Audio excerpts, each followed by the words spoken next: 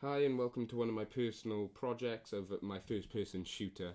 Within this I've created several scripts to make it that the player can use weapons to shoot, and mainly focused right now on the projectiles and collisions within the gameplay. I will be expanding on models soon to be able to make a fully functional animation and game just to enhance the gameplay.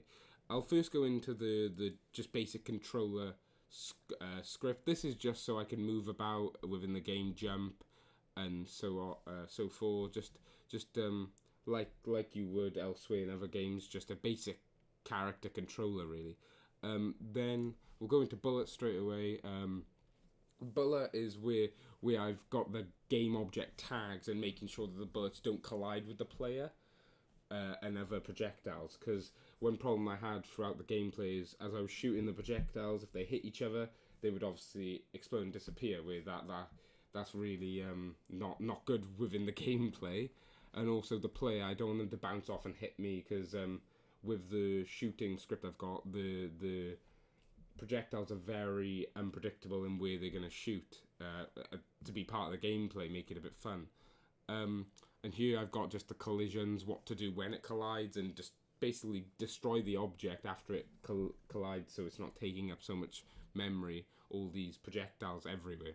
Especially when it comes to in the shooter, you have control of your fire rate within this script. So if you wanted the fire rate to be very higher, which I want to include a multiplier mechanism, which I've used that mechanism within other projects, and I want to implement it into this one.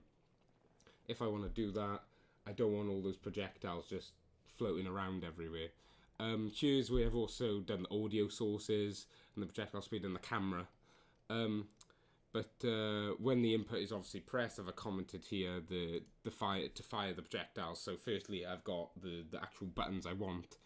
When the buttons are pressed, then the time for the projectile to be fired is corresponding with that button being pressed. I just chucked in the sound then, so the sound plays along with the projectile being fired. And then the shoot projectile method, this is where the left and right hand of the guns, which I'll show in the gameplay, where the left side shoots and the right side shoots. It just because I thought it'd be a really good dynamic that I could do when implementing my implementation of the animations of both sides being shot simultaneously.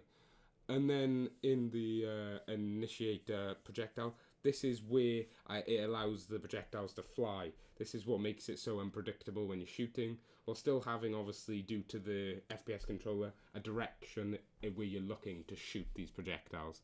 But these are all just the calculations for the rigid body's velocity to the destination to be minused by the fire point position, and then normalized the projectile speed.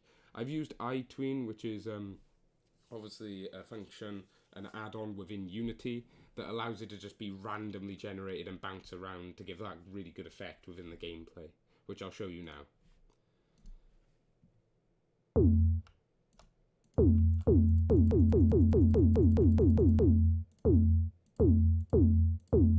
As you see, if they don't collide, they just fly away after a certain amount of time. But yeah, thank you so much for listening.